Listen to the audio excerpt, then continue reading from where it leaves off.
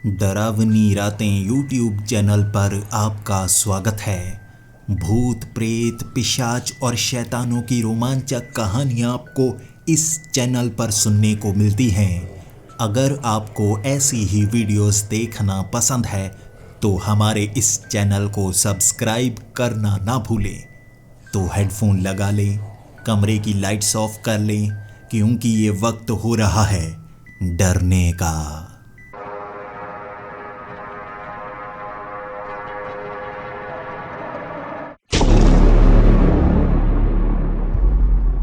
Hello दोस्तों, मेरा नाम जोशुआ है और मैं यूनाइटेड स्टेट्स ऑफ अमेरिका का रहने वाला हूँ।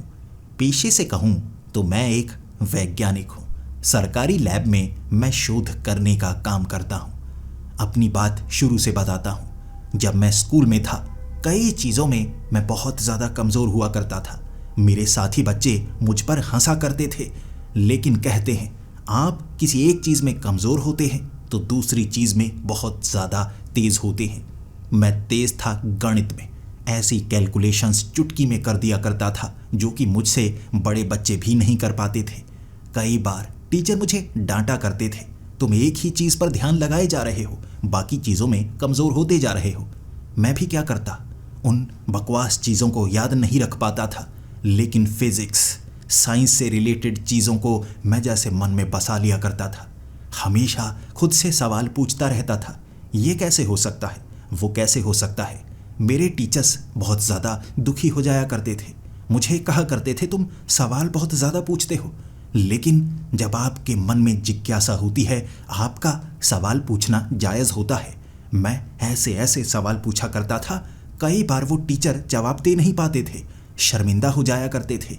मैं सवाल पूछा करता था, आखिर हमारी धरती गोल क्यों है? ज़्यादातर ग्रह गोल क्यों होते हैं?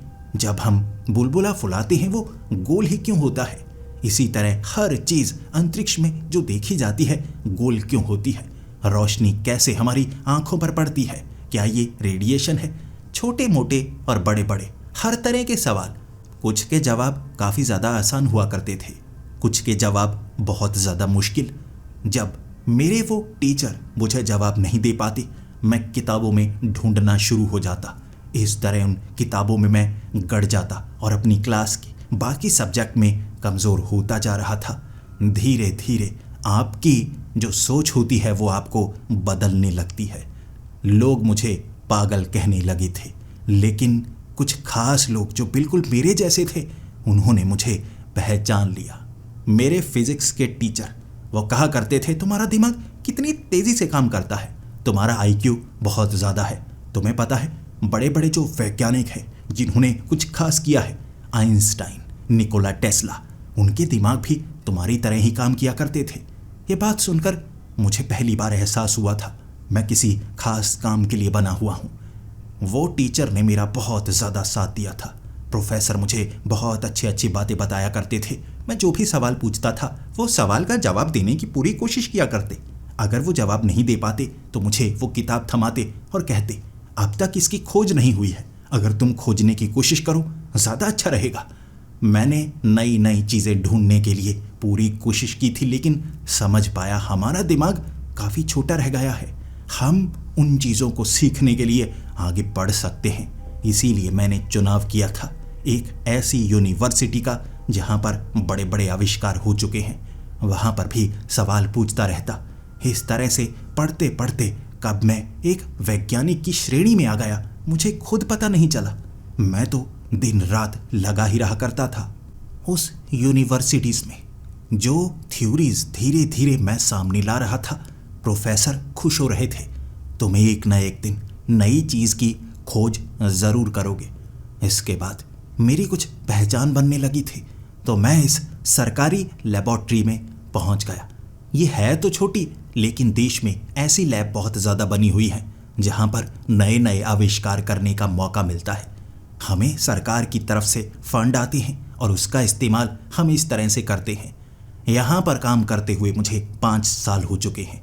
हम खास थ्योरीज को सच में बदलने की कोशिश करते आ रहे हैं। यहाँ पर मैं काम कर रहा था प्रोफेसर मार्टिन के साथ।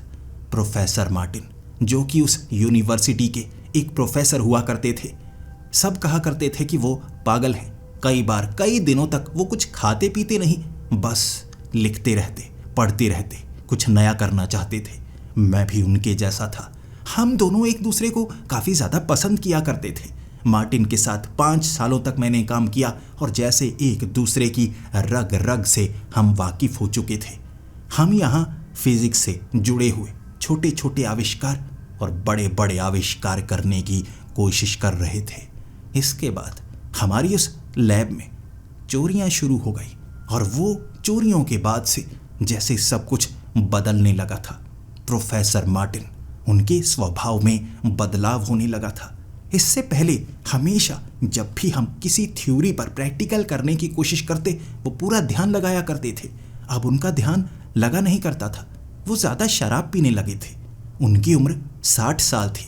उन्होंने शादी नहीं की थी और उनके भाई की उम्र 58 साल थी। शादी उन्होंने भी नहीं की थी। लेकिन अब वो दोनों बदल से रहे थे।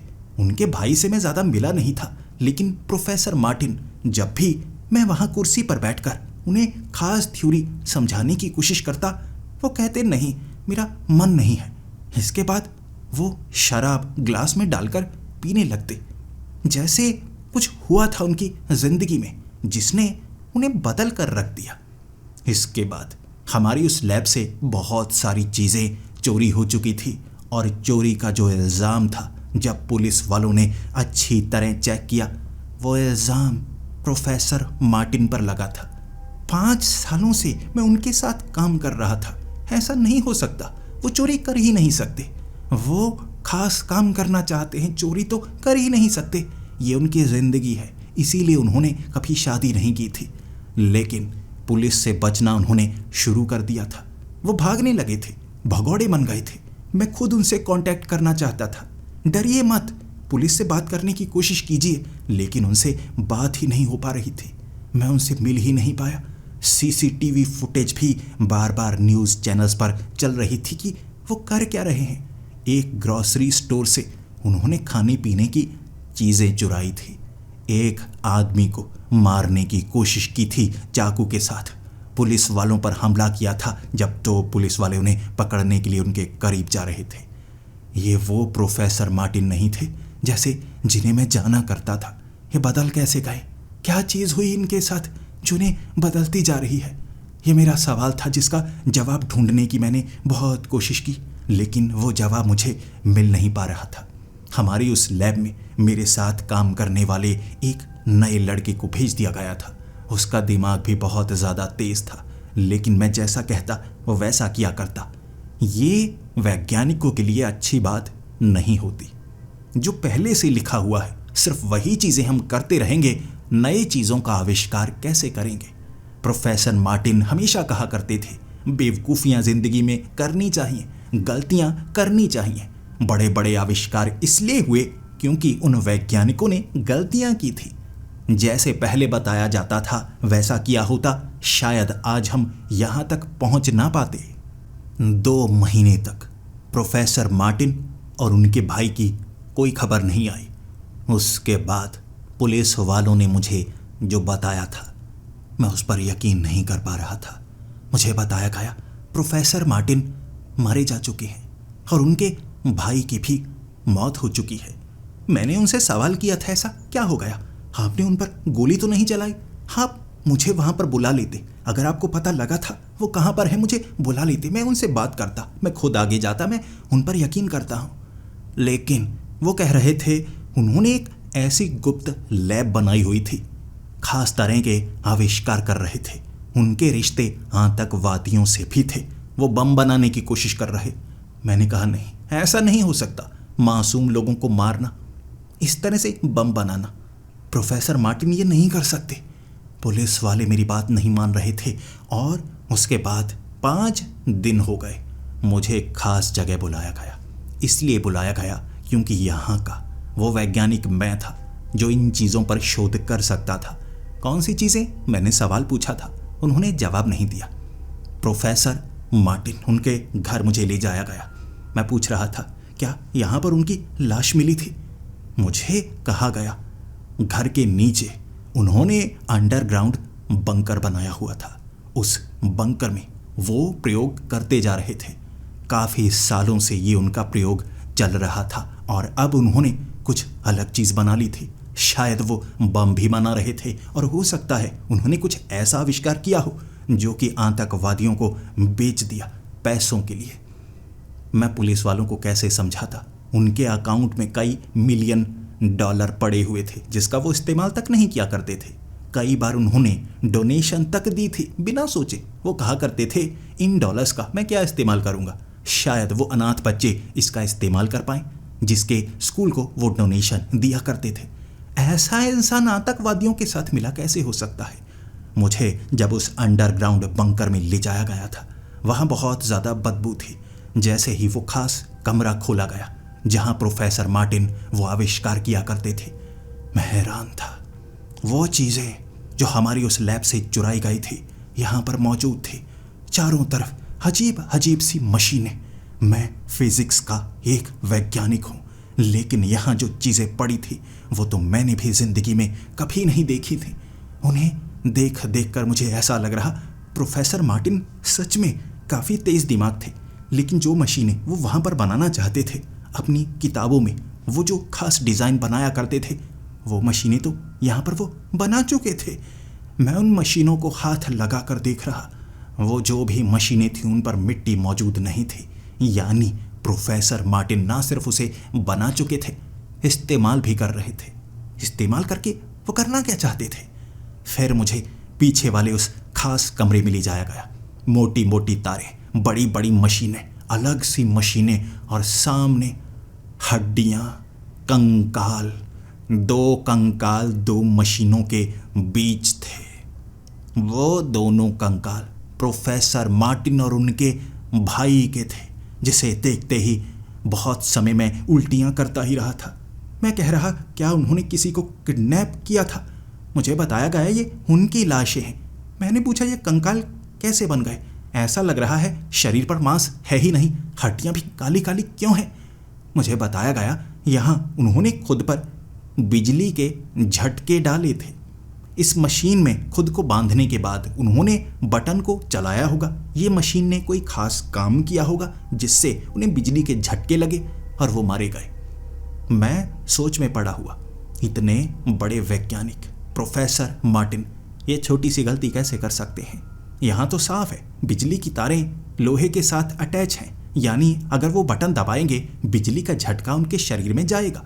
कोई भी बेवकूफ़ इंसान ये कह सकता है कि बिजली की तारों को हाथ नहीं लगाना चाहिए, बिजली से हम मारे जा सकते हैं। प्रोफेसर मार्टिन अपने भाई को साथ वाली मशीन में डालकर वो बटन कैसे दबा सकते हैं? ये मशीनें काम क्या करती हैं? ये सवाल मुझसे सबने पूछा था। तुम्हें पता लगाना होगा ये मशीनें क्या करती हैं, वो क्या बनाना चाहते थे, क्या करना चाहते थे, और क्या सिर्फ यही मशीनें हैं? क्या इससे जुड़ी हुई और मशीनें कहीं और मौजूद तो नहीं हो सकती? मैं जानता था प्रोफेसर मार्टिन वाईफाई सिस्टम बनाने की पूरी कोशिश कर रहे थे। उनका मानना था जो अब हम 5G 6G का इस्तेमाल करने वाले हैं, वायरलेस सिस्टम का इस्तेमाल करने वाले हैं, इससे आगे की सोच वो रखा करते थे। उनका मानना था ब्रह्मांड में हर तरह के सिग्नल ट्रांसफ़र किए जा सकते हैं एक अलग तकनीक से। हमारी सृष्टि के जितने भी अणु और परमाणु हैं वो भी डाटा ट्रांसफ़र के लिए इस्तेमाल किए जा सकते हैं और एक परमाणु एक जगह से खुद ब खुद अपना दूसरा रूप बनाकर ब्रह्मांड के दूसरे छोर तक वो जानकारी पहुंचा सकते हैं। वो इस पर रिसर्च करने की कोशिश तो कर रहे थे, लेकिन उन्हें और भी काफ़ी ज़्यादा काम थे। मुझ पर प्रेशर ये बनाया गया, उनके जितने भी ये आविष्कार थे, ये मशीनें थी, मुझे ये जानना है ये काम क्या करती हैं। क्या उनके कोई और आविष्कार कहीं और छिपे हो सकते हैं? क्या इससे मैं पता लगा सकता हूँ? मुझे पता लगाने की पूरी कोशिश करनी थी।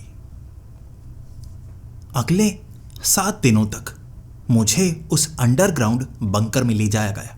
मेरे साथ कई और ऐसे सरकारी वैज्ञानिक भी थे जो मुझ पर नज़र रख रहे थे। सबको लग रहा था मैं भी प्रोफेसर मार्टिन के साथ मिला हुआ हो सकता हूँ। हो सकता है उन्होंने वो चीज़ें मेरे लिए छिपा कर रखी हों, या आतंकवादियों से मेरे भी कांटेक्ट हैं। मैं घर में जब बैठा होता था देखता था एक गाड़ी हमेशा घर के बाहर रहती है। वो मुझ पर नज़र रख रहे थे।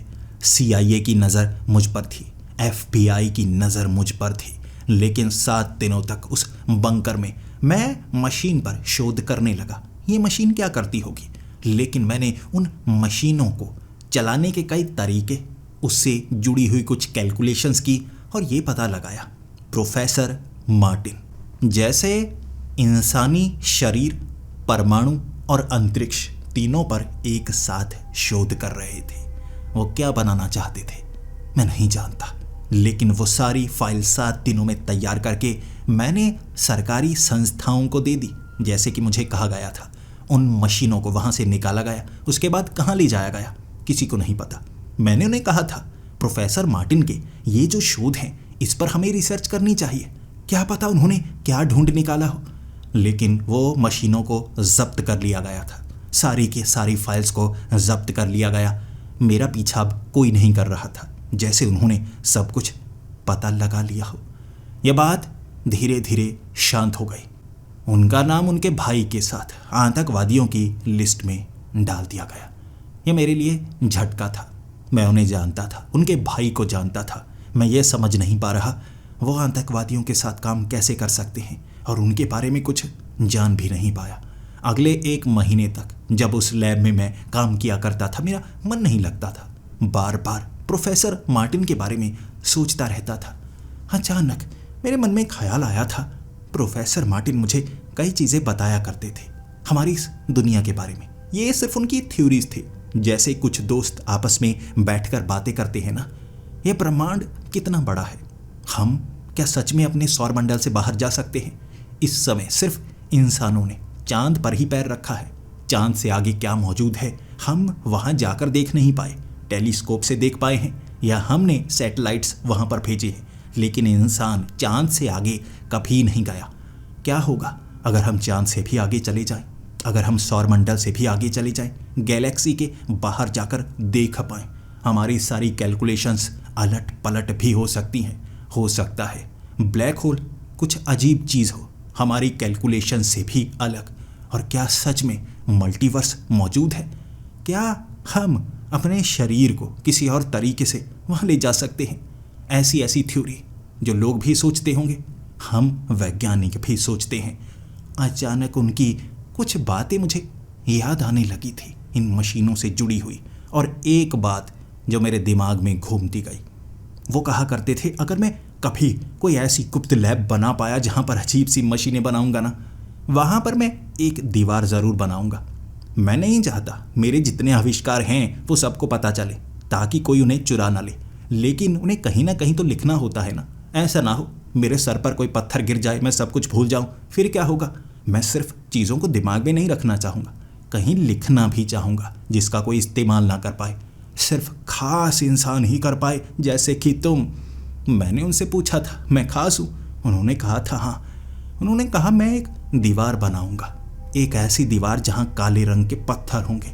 उन काले पत्थरों में तुम्हें पता है कैलकुलेशन कैसे करनी है, किस पत्थर के पीछे या किस पत्थर के बीच मैं ऐसी किताब रख सकता हूँ।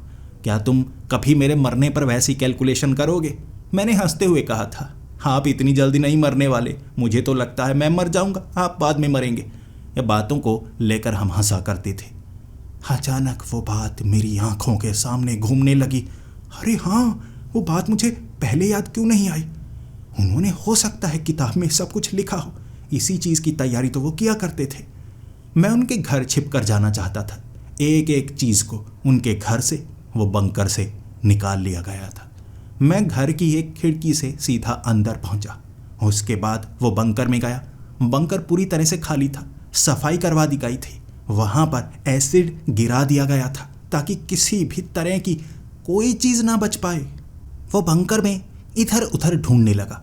सबसे पीछे वाली वो दीवार एक तरफ से काली थी, काले पत्थर वहाँ पर इस्तेमाल किए गए थे। उन पत्थरों को वहाँ से निकाला भी गया था, यानी जो सरकारी संस्थाएं थी दीवार के पीछे भी अच्छे से चेक कर चुकी थी। मैंने वो कैलकुलेशन लगानी शुरू कर दी जो मुझे प्रोफेसर मार्टिन ने बताई थी। उन पत्थरों में एक खास पत्थर कैलकुलेशन के ज़रिए सही निकल रहा था। उस पत्थर को निकालने में ज़रा भी समय नहीं लगा मुझे। वो पत्थर को आराम से मैंने बाहर निकाल दिया। वो बिल्कुल कंप्लीट स्क्वायर जैसा एक पत्थर था। बाहर निकालते ही वो भारी पत्थर, मैं उसे तोड़ना चाहता था, लेकिन एक तरफ से उस पत्थर को तोड़ने के बाद उसके बीच मुझे एक तांबे का बक्सा महसूस हुआ, जैसे बीच में बनाया गया हो। इसीलिए जितनी भी सरकारी संस्थाएं होंगी ना, उन्होंने मशीनों से चेक करने की कोशिश की होगी कि इन पत्थरों के पीछे कुछ है तो नहीं, पत्थरों के बीच तो कुछ नहीं। तांबे का वो बक्सा एक पत्थर के बीच था जो सिग्नल को रिवर्स नहीं करता। किसी को पता नहीं लगा। मैंने वो पत्थर को इस तरह से तोड़ा कि उसके बीच से वो बक्सा, जो चपटा सा काफ़ी बड़ा सा था, बाहर निकाल लिया। वो पत्थर को दोबारा उसी तरह ज़रा सा ठीक करके वहाँ फंसा दिया मैंने। फिर उस तांबे के बक्से को लेकर वहाँ से जल्दी से निकला था मैं। उनके घर से निकलते वक्त मुझे ऐसा लग रहा कोई मेरा पीछा तो नहीं करेगा। अगर किसी ने मेरा पीछा किया, बहुत ज़्यादा बुरी तरह से फंसूंगा। आतंकवादियों से मेरे रिश्ते भी वो जैसे बना लेंगे, मुझे पकड़ लेंगे। अपने घर तक पहुंचने तक मुझे बहुत ज़्यादा चिंता रही थी। अपने घर के बेडरूम में दरवाज़ा बंद करके, खिड़कियों पर पर्दा लगाकर, हल्की सी लाइट से मैंने जब वो तांबे का बक्सा खोला था, उसमें थी किताब और मेरी आंखें चमक गई।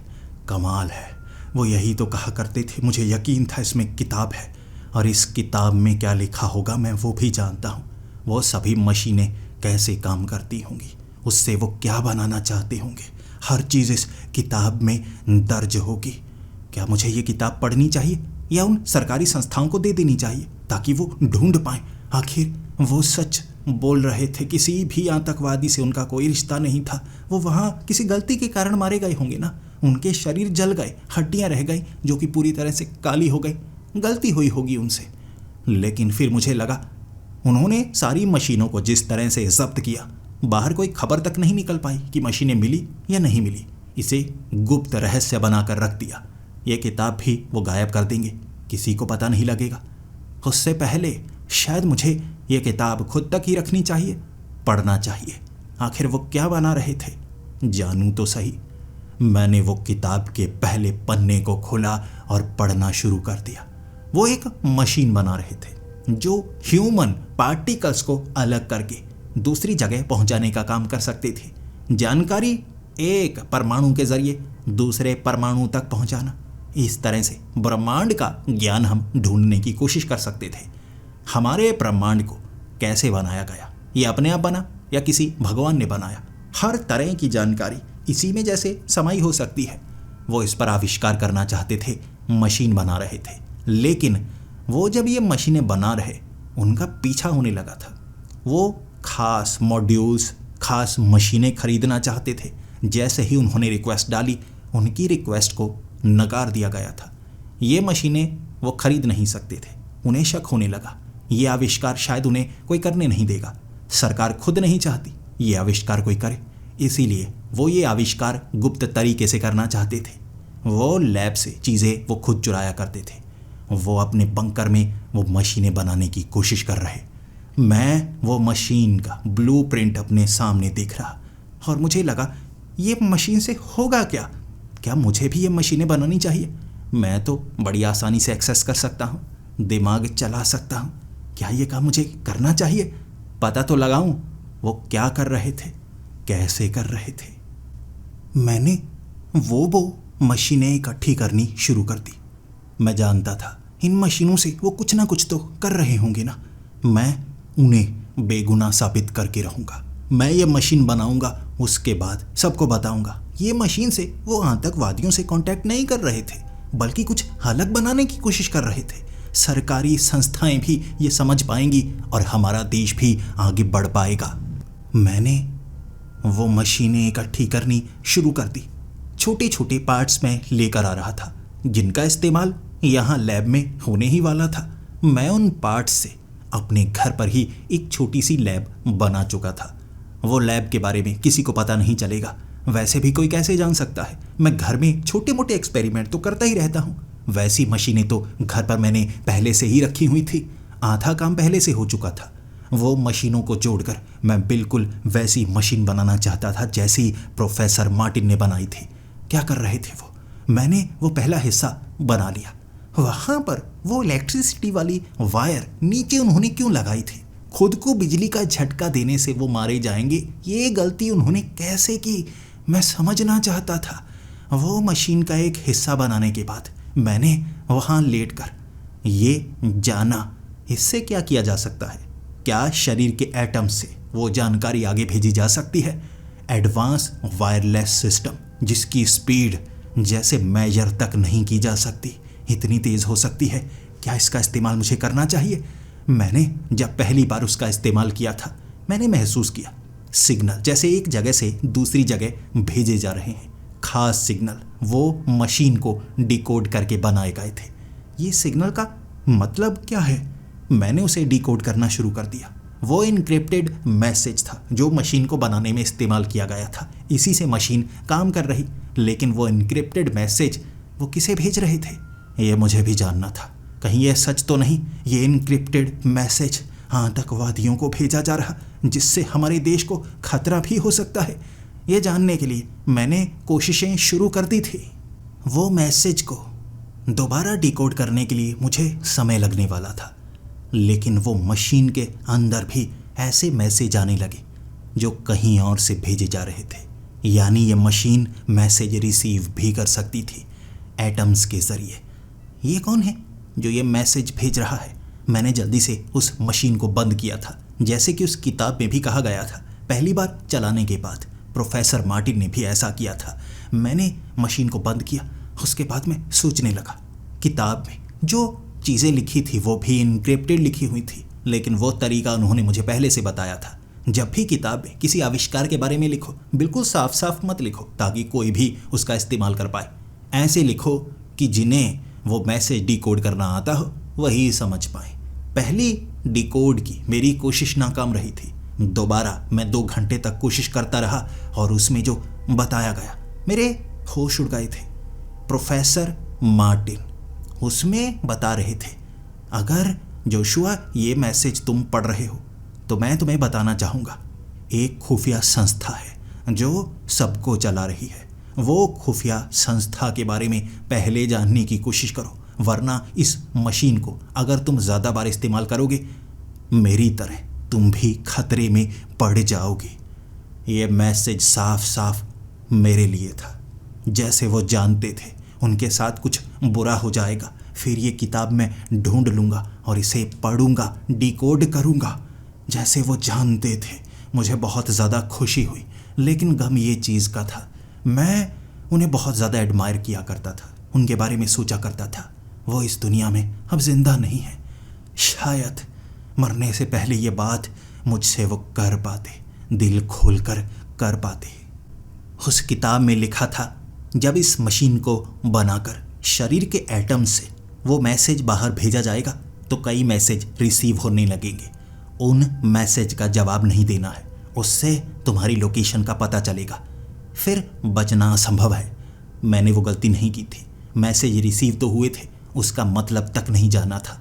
और जैसे कि प्रोफेसर मार्टिन ने अपनी किताब में बताया था, ये संस्था हमारे बीच ही काम कर रही है। कई लोग जिन पर तुम यकीन करते हो वो उनके साथ मिले हुए हैं।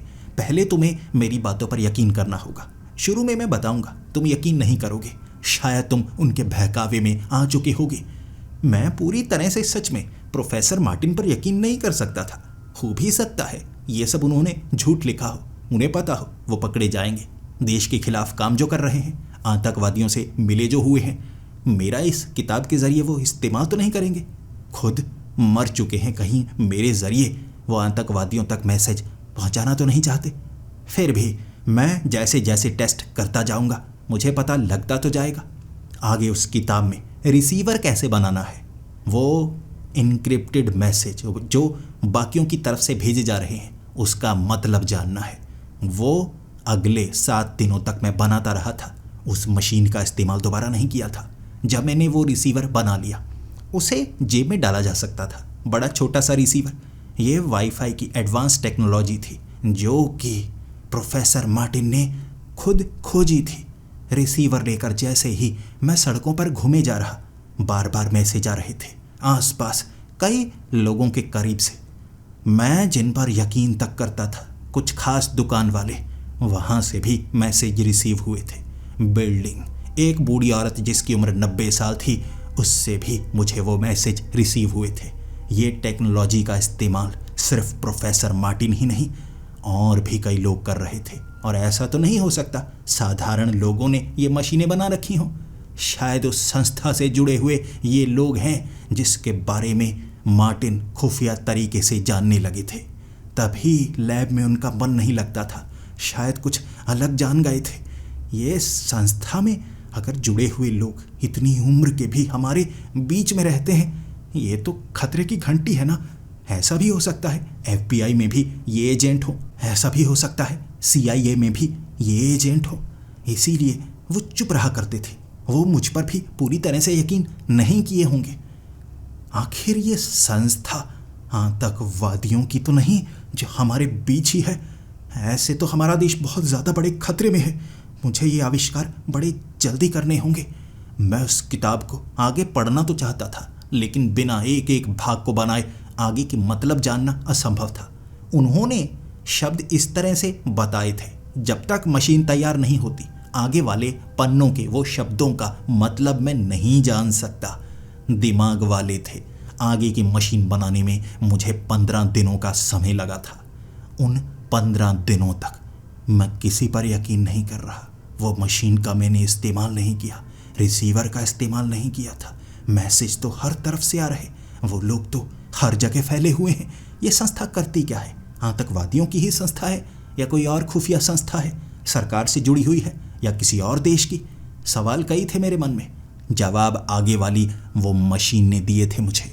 ये मशीन का नाम प्रोफेसर मार्टिन ने हाइपर पेनिट्रेट दिया था। ये मशीन का इस्तेमाल लोगों पर किया जा सकता है। हाइपर पेनिट्रेट यानी इससे निकलने वाले वो सिग्नल शरीर पर असर नहीं करते, एटम्स पर असर करते हैं। और वो जो भी जीव है, इंसान हो या कोई जानवर, एक झटके में बेहोश हो जाएगा कुछ समय के लिए, जैसे बिल्कुल निष्क्रिय सा। उसका इस्तेमाल मैं किसी पर करने वाला था। मुझे डर था इसके इस्तेमाल से मैं किसी को मार तो नहीं डालूंगा। ये तो एडवांस टेक्नोलॉजी है, इसका इस्तेमाल जंग में किया जा सकता है। कमाल की चीज़ है। मैंने वो छोटी सी मशीन जो बिल्कुल गन की तरह लगती थी, उसका इस्तेमाल एक लड़के पर किया था। उस लड़के की उम्र 30 से 35 साल होगी। बॉडी बिल्डर था, बिल्कुल स्वस्थ। इस मशीन के असर से क्या उसे बेहोश किया जा सकता है? दूर से मैंने बिल्कुल सही निशाना लगाया था। कोई लेज़र नहीं निकली, कोई रोशनी नहीं निकली, लेकिन अपनी छाती पर हाथ रखकर वो ऐसे ज़मीन पर गिर गया था जैसे उसे दिल का दौरा पड़ा हो। झटके खाने लगा था। उसके बाद आसपास भीड़ जमने लगी। उसे पकड़ा गया, उसे जैसे संभाला गया लोगों द्वारा। एम्बुलेंस आ चुकी थी। उसे वेंटिलेटर पर डाला गया और मैं उसकी पूरी जानकारी चाहता था। हाइपर पेनिट्रेट, मैं तो सोच रहा था एटम्स पर असर होगा, कुछ समय के लिए जैसे वो बेहोश होगा, लेकिन मुझे अस्पताल से पता लगा उसे दिल का दौरा पड़ा था। मेरे कारण तो नहीं। मैं हैरान और परेशान था। किसी को किसी पर शक तक नहीं हुआ। असली दिल का दौरा पड़ा था। उस गन का इस्तेमाल, उस मशीन का इस्तेमाल एक और लड़की पर किया था। मेरी आंखों के सामने उसे भी दिल का दौरा पड़ गया था, लेकिन वो मरी नहीं, जैसे वो लड़का नहीं मरा था। कुछ समय तड़पा, उसे अस्पताल ले जाया गया। उसे बताया गया उसे दिल का दौरा पड़ चुका है। इससे पहले दोनों की हिस्ट्री भी मैंने निकाली थी। कभी उन्हें दिल का दौरा नहीं पड़ा था। वो बीमार तक दोनों नहीं हुआ करते थे। जवान थे। इस उम्र में ऐसी घटना हो तो जाती है, लेकिन कोई इतना ज़्यादा स्वस्थ हो मेरी आंखों के सामने मेरे कारण दिल का दौरा पड़ने के कारण ज़मीन पर गिर गया हो। अजीब तो लगेगा ना। ये कैसी मशीन है? मैं उस मशीन को लेकर दोबारा लैब में पहुंच गया था और सोचे जा रहा। इस मशीन के वो कोड्स को मैंने अच्छी तरह से पढ़ा। डिकोड का अगला जवाब अगले पन्नों में मुझे मिल गया। यह मशीन से एटम्स को हिलाया जा सकता है। ये पेनिट्रेट करता है किसी के भी शरीर को। ये जो संस्था है इस तरह से लोगों के शरीर पर कंट्रोल किए जा रही है। वो उन लोगों को कभी भी ख़त्म कर सकती है जो उनके रास्ते में आते हैं। वो उन्हें गायब कर देते हैं, मार देते हैं। और ये एक बड़ी जंग की तरह चल रहा है। किसी को इसके बारे में नहीं पता। मैं वो जवाब चाहता था। क्या ये कोई और देश है? खुफिया संस्था है? क्या सरकारी है या प्राइवेट है? आतंकवादी हैं या नहीं, ये जवाब मुझे उन पन्नों में नहीं मिला था। मुझे आगे की मशीन बनानी होगी, मुझे जानना होगा। प्रोफेसर मार्टिन सिर्फ मुझे ही बता सकते थे और कोड्स के ज़रिए। मैं अगली मशीन बनाऊंगा तो आगे के पन्नों में वो जवाब ढूंढ पाऊंगा। मुझे जल्दी से जल्दी वो मशीन बनानी थी, लेकिन मुझे अब डर लगने लगा था। अगर ये मशीनों के बारे में किसी को पता लगा, पुलिस को पता लगा, CIA को पता लगा, शायद मुझे भी आतंकवादी घोषित कर दिया जाए, वो संस्था से मेरा नाम जोड़ दिया जाए। अगर उन्हें पता हो कि यह संस्था मौजूद है या नहीं। इस संस्था के बारे में किसी को नहीं पता। लोग इल्यूमिनाती खुफिया संस्थाओं के बारे में बात करते हैं, लेकिन ऐसी कोई संस्था जो बहुत ज़्यादा एडवांस है यहाँ हमारे बीच है। मैं सोचकर भी बहुत ज़्यादा डरने लगा था, लेकिन आने वाले दिनों में मुझे वो मशीन ज़रूर बनानी थी। कुछ दिनों में मैंने वो मशीन भी बना ली। बड़ी आसानी से बनाई थी। मुझे नहीं पता था ऐसी मशीन काम कर सकती है। दीवारों के आर पार देखने वाला वो चश्मा बड़ा ही आसान था। ये तो फिल्मों में होता है, ऐसा असल में हो सकता है या नहीं मुझे नहीं पता था। जब मैंने उससे उन दीवारों के पार देखना शुरू किया, मेरी आंखें फटी की फटी रह गई थी। ये कैसी टेक्नोलॉजी है, कौन सी रेज है?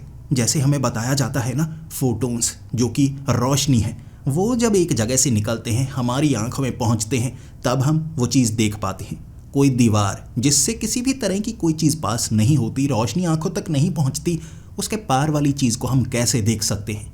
वो चश्मे से मैं देख पा रहा। विज्ञान के खिलाफ थी वो चीज़, मेरी समझ से बाहर। ये ऐसी तकनीक है जो दुनिया बदल सकती है, और प्रोफेसर मार्टिन ने इतनी आसानी से ये चीज़ बना ली थी। बताया क्यों नहीं इसके बारे में? मुझे सवालों के जवाब अब और भी जल्दी चाहिए थे। मैंने वो कोड्स जो इसमें इस्तेमाल किए गए उसे डिकोड किया, आगे वाले पन्नों को पढ़ा।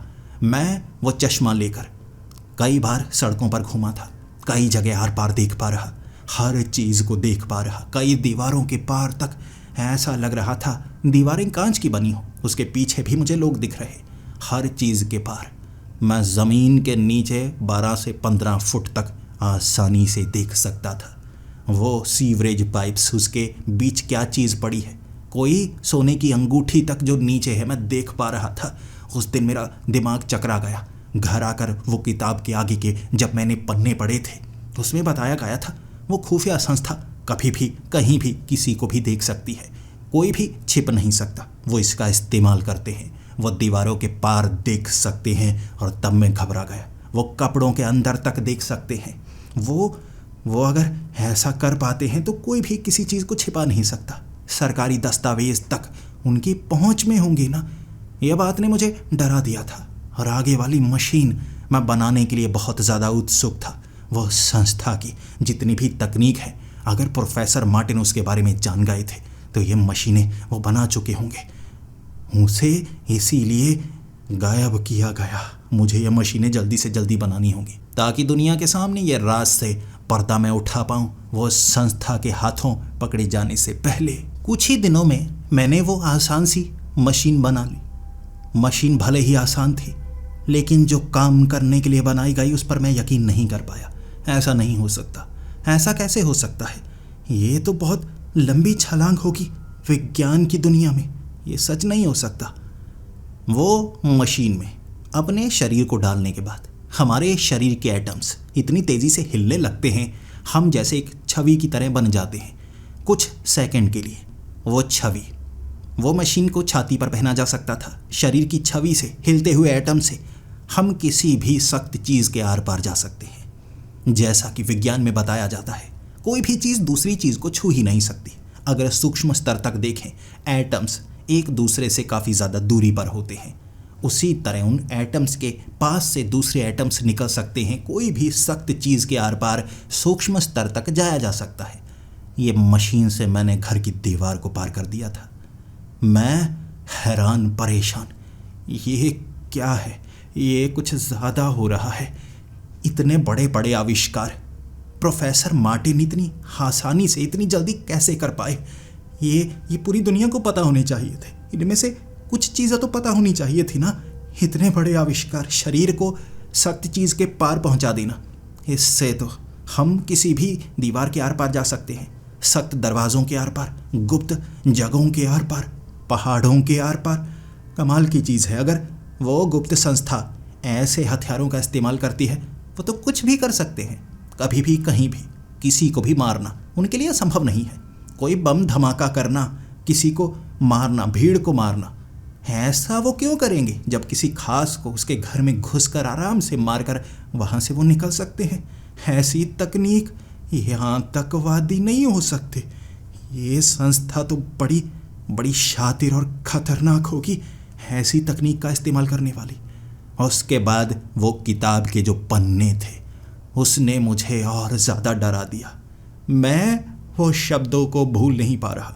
उसमें कहा गया था, यह संस्था सिर्फ ऐसे लोगों पर कंट्रोल नहीं कर रही, असल में उनके दिमाग पर भी कंट्रोल कर रही है। और ये जो संस्था है ना, सरकारों के साथ भी मिली हुई। इस पन्ने पर जब ये लिखा था, मेरे पांव तले ज़मीन खिसक गई थी। एक संस्था अगर किसी सरकार से मिली हो, उसे हराना असंभव के समान हो जाता है। आप किसी सरकार से, किसी देश की आर्मी से लड़कर जीत सकते हैं? अकेले? असंभव। यहाँ बताया गया था वो दिमाग पर कंट्रोल करती है। हम क्या सोचते हैं, क्या करते हैं, वो संस्था के कंट्रोल में है। तभी जो स्कूल की पढ़ाई है उस पर वो नियंत्रण कर चुके हैं। बच्चों को क्या पढ़ाना है, इतिहास में क्या क्या चीज़ें बतानी है, इंसानी प्रवृत्ति है जैसा कि जीवित जीवों की होती है। जब हम पैदा होते हैं उसके बाद आगे की चीज़ें सीखते चले जाते हैं, लेकिन बच्चों को जैसे ही समझ होनी शुरू होती है स्कूल में भेजा जाता है। स्कूल में वो चीज़ें पढ़ाई जाती हैं जो ज़रूरी नहीं है। उन्हें मशीनें बनाया जाता है, मशीनें, नौकरी करने वाली मशीनें। जो स्कूल से निकलते हैं कॉलेज में पक्की मशीनें बनते हैं जो खास नौकरी कर सकती हैं। फिर नौकर बनाकर उनसे वो काम करवाए जाते हैं। पूरा का पूरा सच उन्हें पता लगने नहीं दिया जाता। साधारण लोगों को, सबको इसी तरह गुलाम बनाया गया है, दिमाग से गुलाम। मैं ये मानना नहीं चाहता था। नहीं, स्कूल पे तो हम इसलिए जाते हैं ना ताकि नॉलेज ले सकें, तभी तो इस दुनिया में रह पाएंगे ना, पढ़ लिख पाएंगे। जैसे भाषा को सीखना, गणित सीखना, ये सब कुछ इसीलिए हम पढ़ते हैं। और उसके बाद नौकरी तो इसलिए करते हैं ना ताकि भूखे ना मर जाएं। हम पैसे कमाते हैं, उसके बदले खाने पीने की चीज़ें और चीज़ें लेते हैं। नौकर थोड़ी ना हैं हम। नहीं है ना। मेरा दिमाग बार बार ना कह रहा था, लेकिन मेरा मन जैसे इस चीज़ को मान भी रहा था। अपनी मर्जी से तो हम कुछ भी नहीं कर पाते। जैसे नियम बनाए गए हैं वो नियम का पालन करते हैं ना हम अमीर नहीं हो सकते जैसे हर चीज़ को आसपास बांधा गया है। जब हम उसके खिलाफ जाने की कोशिश करते हैं, नियमों को तोड़ रहा कहकर हमें पकड़ लिया जाता है, जेल में डाला जाता है। संस्था की तरह काम करते हैं ना सारे के सारे देश। क्या ये ऐसी कोई खुफिया संस्था तो नहीं जो पूरे दुनिया को चलाती है? चलो ये सच भी है तो ये मशीन का आगे का काम, आगे वाली मशीन का काम जो बताया गया था, उससे मैं पता भी कर सकता था। वो मशीन में मुझे ह्यूमन ब्रेन के सिग्नल पहचानने के बारे में बताया गया। यानी जैसे किसी चीज़ से कोई तार निकलती है, हमें साफ नज़र आती है ना, लेकिन वायरलेस कनेक्शन में हमें कुछ नज़र नहीं आता। कोई चीज़ आपस में कनेक्ट थोड़ी ना कर रही होती है हवा में, जैसे वो सिग्नल एक जगह से दूसरी जगह जाते हैं। इस मशीन के ज़रिए वो सिग्नल भी देखे जा सकते थे, दिमाग से निकलने वाले सिग्नल भी देखे जा सकते थे। ये चश्मे की तरह ही था। मैं उस मशीन को बनाने में 15 दिन लगा चुका और फिर उस चश्मे को पहनकर अब सिर्फ मुझे दीवारों के पार नहीं देखना था, मुझे देखना था क्या ये सच है। उस मशीन को घर के बाहर निकलकर ऑन किया था और सामने निकल रहे वो सिग्नल तारों की तरह कनेक्टिविटी एक से दूसरी हो रही। मैं लो फ्रीक्वेंसी से सब कुछ पहचान पा रहा, हाई फ्रीक्वेंसी जो दिमाग की वो तरंगों को पहचानने के लिए थी वो भी देखनी शुरू कर दी। जो हम एक दूसरे के बारे में देखते हैं, सोचते हैं, वो तरंगे हमारे दिमाग की मैं आँखों से देख पा रहा था। सामने हर चीज़ एक दूसरे से कनेक्ट है, हमारे दिमाग भी, ये मैं साफ देख पा रहा। और तरंगे हरे रंग की, जो कि साधारण इंसानों की लाल रंग की। इस खुफिया संस्था से जुड़े हुए लोगों की। वहाँ भीड़ में कई लोगों को देख पा रहा था। लाल तरंगे उनके दिमाग से निकल रही। मैं बस घबराया हुआ। और उस किताब में साफ साफ लिखा था, अगर मुझे इस थ्योरी पर डाउट है ना, मैं पहचान भी कर सकता हूँ कैसे लाल तरंगों वाले वो दिमाग सन्न किए जा सकते हैं। उन्हें बिल्कुल जैसे पागलों की तरह शांत करवाया जा सकता है, उन्हें हैंग करवाया जा सकता है। मुझे खास कोड वर्ड जो कि बताए गए थे, समझ लीजिए खास लाइंस जो उसके सामने बोलनी थी, उसके बाद सामने वाली कनेक्टिविटी को टूटते हुए देखना था। जैसे जैसे वो कनेक्टिविटी टूटती जाती, मुझे वो कोड्स बोलते जाने थे। जैसे कि हम किसी चीज़ को हैक करते हैं ना, उसमें वायरस डालते हैं, उसी तरह शब्दों से वो कोडिंग किसी के दिमाग में डाली जा सकती है। मैं ये मानने को तैयार नहीं था, मुझे जानना था। एक ऐसे ही इंसान जिसके दिमाग से लाल रंग की तरंगें निकल रही, उसके सामने मैंने कोड बोलने शुरू कर दिए। वो गुस्सा होने लगा था, ये क्या बोल रहे हो? लेकिन पहली लाइन खत्म होने के बाद जैसे मुझ पर वो गुस्सा था एकदम शांत हो गया, मुस्कुराने लगा। दूसरी लाइन बोली मैंने, वो अपनी बाजुओं को सीधा करके खड़ा हो गया था। तीसरी लाइन बोली मैंने, अपना सर पकड़कर इधर उधर देखने लगा, आंखें उसकी ऊपर चढ़ गई थी।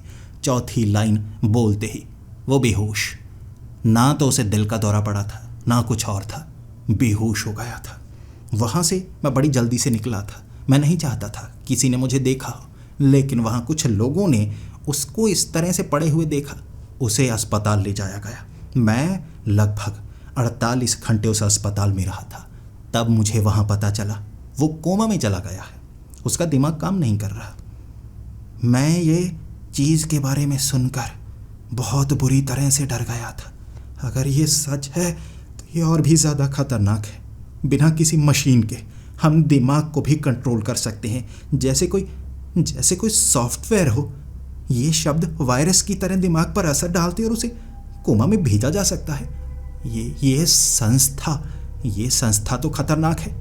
वहाँ जब मैं अस्पताल से बाहर निकलने वाला था, तभी 2 पुलिस वालों ने मुझे रोका था। वो मुझे कह रहे, ये कैसी मशीन है, तुम अस्पताल के अंदर कैसे गए? मैंने कहा पीछे वाले रास्ते से। रात के समय वो मुझे उन मशीनों को चेक करने के लिए कह रहे, लेकिन मैं नहीं चाहता था वो मशीन के बारे में उन्हें पूरी तरह से पता लगे। ऐसी मशीन उन्होंने नहीं देखी थी। वो कह रहे ये कोई विस्फोटक तो नहीं? मैंने कहा नहीं, ऐसा कुछ नहीं है। वो देखने में अजीब मशीन लग रही, ऐसी मशीन कभी किसी ने देखी नहीं होगी। लेकिन मैं सच भी तो नहीं बता सकता था। ऐसा सच बताता कोई यकीन थोड़े ना करेगा, जैसे आप नहीं कर रहे। मैं वहाँ से निकलना चाहता था। उन्हें मुझ पर शक होने लगा। वो अपने सीनियर को बुलाना चाहते थे। उसके बाद ये खबर CIA तक कब पहुँच जाएगी पता नहीं चलेगा। वहाँ पीछे वाले रास्ते से बाथरूम जाने के बहाने में निकल गया था और खिड़की से बाहर भागते वक्त मुझे डर लग रहा। वहाँ पर पुलिस की कई गाड़ियाँ आई थी, उस अस्पताल को घेरा गया, लेकिन मैं भाग निकला था। मुझे यहाँ से दूर निकलना था। अब मुझे डर लग रहा। धीरे धीरे अगर वो मेरे बारे में जानते गए, अगर उन्होंने पता किया मैं कौन हूँ, मेरे घर तक पहुँचेंगे, मशीनों को देखेंगे, फिर मैं क्या करूँगा? मैं अपने घर तक जब पहुँचता उससे पहले ही घर के बाहर मैंने पुलिस की वो गाड़ियाँ देखी। पुलिस की गाड़ियों के साथ काले सूट वाले वो आदमी जो चारों तरफ नज़र रखे हुए मेरी ही जैसे पहचान कर रहे, लोगों को पकड़ पकड़ कर। वो चश्मे से मैंने देखा था। वहाँ जितने पुलिस वाले थे वो सब लोग सभी लाल तरंगों वाले, यानी वो संस्था से जुड़े हुए। वहाँ से छिप कर निकला था। एक सीवरेज पाइप से मैं शहर से बाहर निकलना चाहता था। समय लगा, लेकिन भीड़ से मैं बचकर निकल पाया था। इस तरह मुझे अब लग रहा वो किताब के आखिरी पन्ने मुझे पढ़ने होंगे। मैं यकीन करता हूँ ये संस्था कुछ भी कर सकती है, दिमाग पर कंट्रोल डालती है। वो मशीन, वो आखिरी मशीन मुझे बनानी होगी जिससे मैं खुद को उस मशीन में रख कर इस संस्था से बच सकता हूँ, उस जगह जा सकता हूँ जहाँ पर प्रोफेसर मार्टिन जाना चाहते थे, वो जगह जहाँ ये संस्था काम नहीं करती।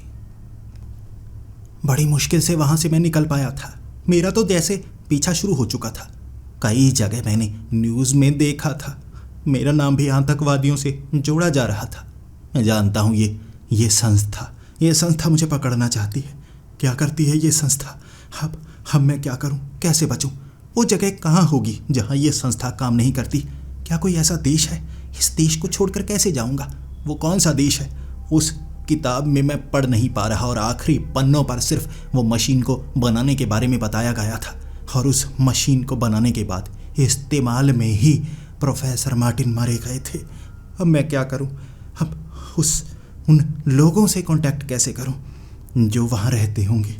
मशीन तो मुझे बनानी होगी। छिपते छिपाते उस शहर से बाहर मैंने उस मशीन के कई हिस्से इकट्ठे करने शुरू कर दिए थे। वैज्ञानिकों को ये चीज़ें आती हैं, हम छिपकर कई बार आविष्कार करते हैं। मैं शहर से बाहर छोटी छोटी कई ज़मीनें खरीद चुका था किसी और के नाम पर। वहाँ पर भी ऐसी मशीनें रखी थी। कभी भविष्य में मेरा मन किया तो एकांत में वैसे आविष्कार करूँगा, अकेला रहूँगा। वो काम करते करते मुझे खुशी मिलेगी। वैसे ही एक घर में मैं पहुँचा था। शायद यहाँ उनको पता नहीं होगा मैं छिप सकता हूँ। वहाँ मशीनों के वो हिस्से थे जिससे वो बड़ी मशीन बनाई जा सकती थी। ये काम बड़ा आसान था मेरे लिए, लेकिन मशीन को बनाने के बाद वो जो बिजली की तारें थी ना, वो टांग के पास रखनी थी और उससे शरीर को झटका भी लगेगा। मेरे शरीर के एटम से वो सिग्नल दूसरी जगह, वो खास जगह जाएंगे, लेकिन सिग्नल तो चले जाएंगे। मुझे कोई बचाने आएगा या नहीं? और बिजली के झटके से मैं मारा गया, उसका मैं क्या करूँगा? मुझे कुछ समझ नहीं आ रही। मशीन तो मैंने बना ली थी, बिजली भी सोलर पैनल से वहाँ पर मौजूद थी। मैं उस मशीन में जाकर क्या वो सिग्नल भेजूं? वो संस्था को तो नहीं जाएंगे। क्या भरोसा? उन्हीं लोगों के पास जाएंगे जो मुझे बचाएंगे। और क्या सच में वो मुझे बचाएंगे या नहीं, मुझे नहीं पता था। वो घर के आसपास भी जैसे पुलिस की गाड़ियों की आवाज़ें आनी शुरू हो गई थी, गोलियों के चलने की आवाज़। मैं जानता था ऐसी वीरान जगह पर ऐसी गोलियां चल रही हैं, इसका मतलब वो पकड़ने के लिए आ गए हैं। मशीन चालू कर दी थी मैंने, कोई रास्ता नहीं था। मुझे लगा अब मैं क्या करूं? पकड़ा जाऊंगा तो आतंकवादी कह के मुझे तड़पा तड़पा कर मारेंगे, पूछेंगे मुझसे, और मैं तो किसी आतंकवादी को नहीं जानता। वो संस्था वाले मरवा देंगे मुझे। मैं अब कुछ नहीं कर सकता था। सिग्नल शायद मैं प्रोफेसर मार्टिन की तरह वहाँ भेजते हुए मारा गया तो ठीक ही रहेगा ना। उसी मशीन में खुद को रखकर मैंने मशीन का वो बटन दबाने से पहले खुद को संभालने की कोशिश की। खुद को मारना आसान नहीं होता, खुद को मारना खौफनाक होता है। कभी नहीं सोचा था इस तरह से मुझे मरना होगा, लेकिन वैज्ञानिकों की जिंदगी ऐसी ही होती है। आविष्कार के लिए कई बार खुद की जान को दांव पर लगाना पड़ता है। बाहर से दरवाज़ा खटखटाने की आवाज़ें आने लगी थी। दरवाज़ा टूटने की आवाज़ ने मेरे हाथ में वो बटन को दबाने पर मजबूर कर दिया। मैंने बटन को दबाया था और बिजली का झटका मेरे शरीर में महसूस हुआ और आंखों के सामने लाल लाल सी रोशनी दिखनी शुरू हो गई। मैंने देखा, ये क्या, मेरा शरीर जलने लगा है। मुझे दर्द थोड़ा सा हुआ था, उसके बाद सामने से मुझे दिखना शुरू हो गया। सभी चीज़ें मुझे दिख रही, दीवार और दीवार के पार, उस दीवार के पार की चीज़ें, दूर की चीज़ें, सब कुछ। ऐसा लग रहा था जैसे मैं परमाणुओं को देख पा रहा हूँ, अणुओं को देख पा रहा हूँ। आंखों से नहीं, बस महसूस कर पा रहा था। पूरी दुनिया मेरी आंखों के सामने जैसे घूमने सी लगी थी। मैं समझ नहीं पा रहा ये क्या है, ये सब कुछ अलग कैसे दिख रहा है। फिर मेरा सर खींचने लगा, शरीर भी खींचने लगा। मैं भारी भारी सा महसूस करने लगा, काफ़ी ज़्यादा भारी महसूस हो रहा था मुझे। मैं खुद को कहीं और महसूस कर रहा था, जैसे किसी गुब्बारे में। मेरा नाक भी बंद सा था, मुंह में कई पाइप महसूस हो रही। मैंने अपने हाथ पर जोर लगाया, कमजोरी महसूस हो रही थी।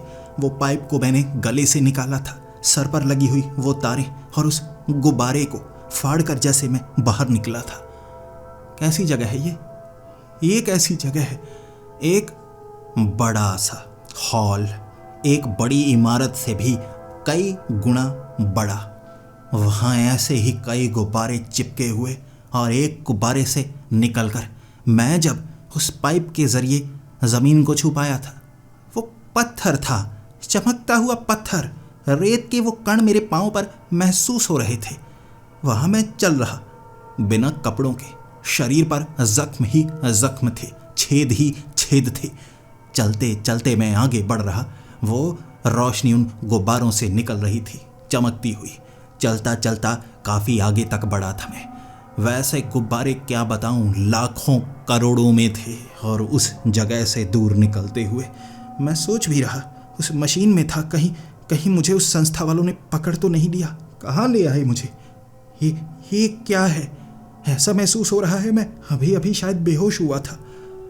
मैं चलते चलते काफ़ी आगे तक गया था।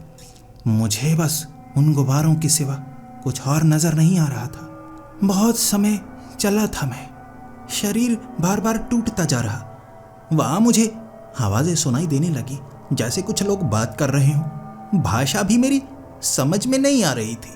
फिर भी मैंने चलने की कोशिश की, वहाँ उस आवाज़ तक पहुँचने की कोशिश की। घंटों लग गए। आवाज़ ऐसा लग रहा कान के काफ़ी करीब से आ रही, लेकिन वहाँ तक मैं पहुँच नहीं पा रहा। एक जगह जहाँ गुब्बारे नहीं थे, अजीब सी जड़ें जो ज़मीन से निकली हुई, काले रंग की, वो मिट्टी पर पाँव रखते ही आगे कुछ लोग दिखे, जिनके पीछे जैसे काफ़ी रोशनी पड़ रही। कुछ ज़मीन पर लेटे हुए, कुछ अजीब सी ईंटों पर बैठे। एक आदमी जो रोशनी में खड़ा मेरी तरफ भागता हुआ आया था। घुटनों ने जवाब दे दिया था मेरा। उस आदमी ने मुझे जैसे ही पकड़ा था, उसका चेहरा पहचान पाया था मैं। प्रोफेसर मार्टिन, ये क्या? मैं सपना तो नहीं देख रहा?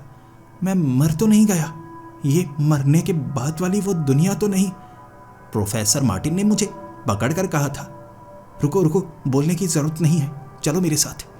उन्होंने मेरी ज़बान पर एक लंबी सी पत्ते जैसी चीज़ रखी थी, जो ज़बान पर रखते ही शरीर में जैसे जान सी आने लगी। भूख नहीं लग रही थी, जैसे उस पत्ते को चूसने का मन कर रहा, चबाने का मन कर रहा। दांत बड़े बड़े से थे मेरे, मैं ये दांतों को महसूस कर पा रहा, अजीब से। प्रोफेसर मार्टिन ने मुझे होश में लाकर मुझसे बात करनी शुरू की थी। वहाँ जितने भी लोग थे, किसी के शरीर पर कपड़े नहीं थे। मैंने प्रोफेसर मार्टिन के भाई को भी देखा, एक तरफ बैठे मुस्कुरा रहे थे। प्रोफेसर मार्टिन, बताइए मुझे, मरने के बाद ऐसी दुनिया होती है? तो प्रोफेसर मार्टिन ने मुझे जो बताया था वो उससे ज़्यादा डरावना था। उन्होंने मुझे बताया, तुम्हें देखकर काफ़ी ज़्यादा खुशी हुई। मेरी वो किताब पढ़ी तुमने? पढ़ी, मुझे पता था तुम कर लोगे। मैं तुम्हें यहाँ उसके सिवा ला नहीं सकता था। मुझे नहीं पता उससे बिना अंदर गए कनेक्ट कैसे किया जा सकता है। मैं ये नहीं जानता था। एक बार इससे बाहर निकलने के बाद दोबारा इसके अंदर जाना भी मुझे नहीं पता संभव है या नहीं है। तुम बाहर आ गए। मैंने कहा, कहाँ से बाहर आ गया? क्या मैं मर गया हूँ? उन्होंने कहा, मरे नहीं हो, उठ गए हो। जिंदा तो थे लेकिन मरे हुए के समान। तुम संस्था के बारे में जानना चाहते थे किताब के जरिए। मैं बताता हूँ, इल्यूमिनाती ही समझ लो या वर्ल्ड ऑर्डर ही समझ लो। ये संस्था दुनिया के अंदर नहीं, दुनिया के बाहर है। ये गुब्बारों में, ये पेड़ों पर लगे हुए इन फलों के अंदर इंसानों को देख पा रहे हो। ये सारे इंसान जिंदा हैं, लेकिन जिस दुनिया में हम रहते हैं वो असली नहीं, वो नकली दुनिया है। हम सब दिमाग के जरिए जुड़े हैं। जिसे सच मानते हैं वो झूठ है। हमें उस दुनिया में फंसाया जाता है, जैसे वहीं हम पैदा होते हैं वहीं पर मर जाते हैं। ये गुब्बारों के अंदर बस दिमागी दुनिया के उस फितूर में रहकर मैंने अपने आविष्कारों में ये जानना शुरू कर दिया था। हर बार मुझे सृष्टि की गहराई में कुछ अलग नजर आता। ऐसा पता चलता जैसे सब कुछ बनावटी हो। इतना अनोखा, इतना अलग, बिल्कुल सटीक कैसे हो सकता है? ये कुदरत नहीं हो सकती। सब कुछ बनावटी था, सब कुछ नकली। हमारे ख्याल सृष्टि पर असर डालते। ये इस बात का सबूत था कि यह सृष्टि हमारे दिमाग से चलती है, एक भ्रम की तरह जिसे माया कहा जा सकता है। और तुम भी उससे बाहर आए उस मशीन के जरिए। जब हम मरते हैं तो यहाँ भी हमारे प्राण निकल जाते हैं। हम इस गुब्बारे से निकल नहीं पाते। वो मशीन के जरिए हम अपने सिग्नल इससे डिस्कनेक्ट करके खुद को उठा पाते हैं, जैसे तुम कर पाए। लेकिन सबके पास ये तरीका नहीं पहुंच पाता, और जो निकल जाते हैं दोबारा अंदर नहीं जा सकते। तुम्हें भी वहाँ मरा हुआ घोषित कर दिया जाएगा। यहाँ तुम रह सकते हो। ये है असली दुनिया, वो भ्रम है, सारा का सारा भ्रम था। मैं इधर उधर देखते हुए, आसमान भी अजीब था, मैं आपको बता नहीं सकता। ये 3 डायमेंशनल वर्ल्ड नहीं था, 5 डायमेंशनल वर्ल्ड था। आप शायद 3 आयामी दुनिया में रह रहे होंगे। यह कहानी के आगे के भाग को मैं आपको बता तो दूं, कैसे वो गुब्बारे जो पेड़ों के फल हैं, उसमें इंसान पैदा होकर आगे बढ़ते हैं, उसी में मरते हैं। आप समझ नहीं पाएंगे, आप इस दुनिया के रहने वाले हैं। मैं बस ये कहना चाहूँगा, ये दुनिया जो आप देख रहे हैं, ये असली नहीं है, ये बदलती है आपकी सोच से, क्योंकि ये एक भ्रम है, दिमाग से जुड़ा हुआ, दिमाग से पैदा हुआ। इंसानों के दिमाग ने इस माया का निर्माण किया है। और अगर आपको मेरी बातों पर यकीन नहीं है तो अपने दाएं बाजू को आगे कीजिए। अपनी कलाई से नीचे एक काले रंग का तिल आपको नजर आ रहा होगा। ये तिल देखते ही आप सोच रहे होंगे, मुझे कैसे पता आपके कलाई के पास बने इस तिल के बारे में? यही तो वो बटन है जिससे आप माया से बाहर निकल सकते हैं। लेकिन ये तिल की तरह आप बस इस बटन को दबाने से बाहर नहीं आएंगे। आपको इस दुनिया के बारे में और जानना होगा। यह दुनिया एक माया है और असली दुनिया 5 आयामी इससे बाहर है। वो संस्था आपको ये करने नहीं देगी। आप भी गुलाम हैं जैसे मैं था। आप गुलाम बनकर मेरी इस कहानी पर यकीन नहीं कर सकते, इसे बस कहानी ही मानेंगे।